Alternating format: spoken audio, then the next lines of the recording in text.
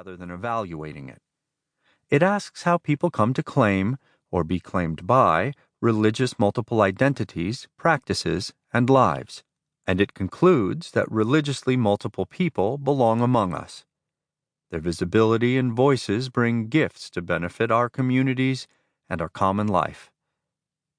The lives of spiritually fluid people pulse with complexity and contradiction. One person's experience could never exhaust what it means to be formed by two or more religions. By necessity, then, this book includes contradictory voices. Those voices tell stories and make points far different from mine. I celebrate these differences. Still, no writer can transmit another person's stories without shaping them. A retold story never comes to readers in as pure a state as when the original storyteller entrusted it to a writer. We tell stories, even other people's stories, for our own purposes. We make them do what we want.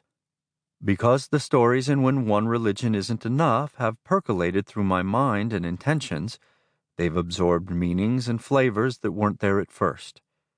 Even if I quote someone directly, you're not hearing the tale the way the person would tell it. You're hearing my account of the experience.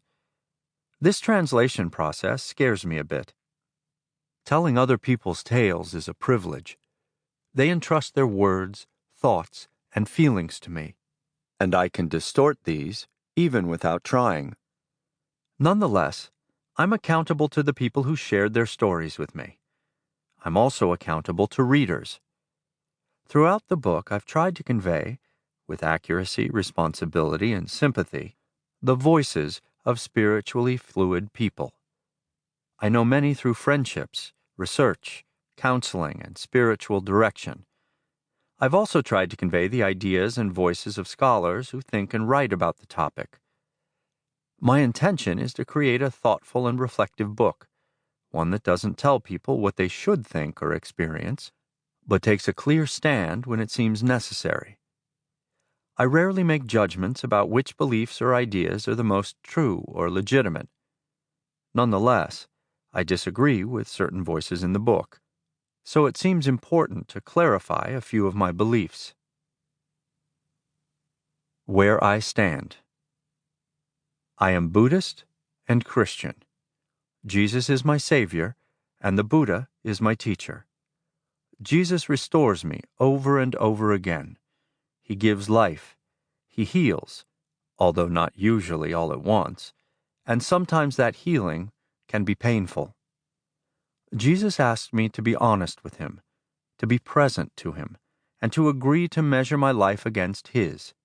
For me, Jesus is divinity con carne, holiness with meaty ribs, an ultimate reality that breathes and sweats and feels.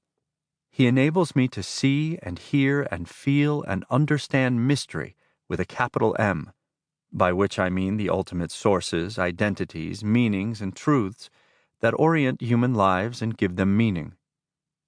I am Christian primarily by God's action and invitation.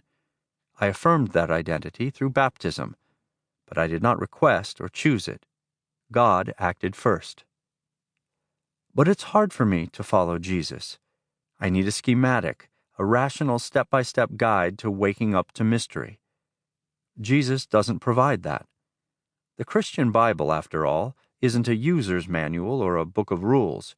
It's a collection of vignettes, a gathering of voices. Attempting to live like Jesus requires art, not science.